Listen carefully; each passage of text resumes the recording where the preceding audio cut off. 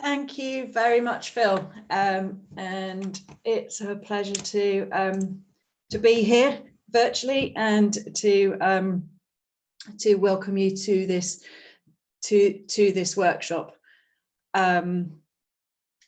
that hopefully will provide. So our audience today is our descriptive of our entire community. So we have companies, we have stakeholder members through our local authorities and through our the LEP, Innovate, and also our academic community. So I thought I would just follow up really on what Phil has just said there, is why university? Because quite often when people are asking me about my job and what I do, they don't necessarily consider universities as being places to go to help them with their business challenges. And as Phil has said, our purpose is threefold. We're here as educators. We undertake research, and never before has the role of universities in undertaking research been more apparent. But also to do knowledge exchange. And although Phil referred to it as knowledge generation, I think for the purposes of this session, and certainly for the purposes of the University of Portsmouth, we're particularly interested in knowledge exchange. We on our own cannot deliver what the government, what UK PLC needs from us. We need to work with others. It's that exchange of ideas between academics, between students, and between businesses where the benefits arise. And that's why we focus in on knowledge exchange activity, and that sharing of information, and each partner bringing what they can bring to the table, and that's where the success happens.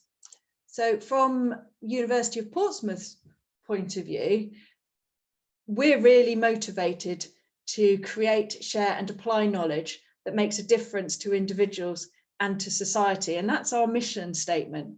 And that applies to the education that we provide, our course level education to our students, but the research that we do, and to our knowledge exchange activity. And where we get motivated, where we get excited, where we can see that difference that we make to individuals and to society. And my colleagues later on in this presentation are going to give examples of how we do that. How we do that by collaboration. On our own, we cannot do it. We need to do it with others, whether they are our students or whether they are our business community.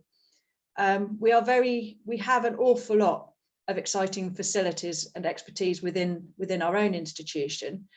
And although we're hosting this, obviously I'm from the University of Portsmouth, we are really lucky in our region to have three very different universities within a 25-30 mile range, all of whom have facilities and expertise of use. And I think what's exciting about our region, what makes our region stand out, is our ability to work together collaboratively, and making sure that that companies that come to work with us get the right expertise and the right access to facilities. And if it doesn't exist in one university, then you will be introduced to where it can exist using our own contacts in another neighbouring university. Our staff and our students, we have 13,000 students on site at the moment. We've got 3,000 staff on our own in the University of Portsmouth. That's a huge number of potential innovative, creative ideas and opportunities that we want to, that can we work with. And then by supporting and developing our own entrepreneurs, whether they come from our university or whether they come from our wider external community.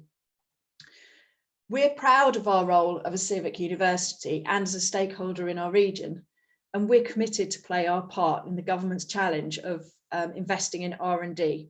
They want to see 2.4% of UK GDP being invested in R&D, and they are still, this is a government pledge. It's still standing the test of time, even though that we've got the pandemic and the economic shock that is going to be associated with that.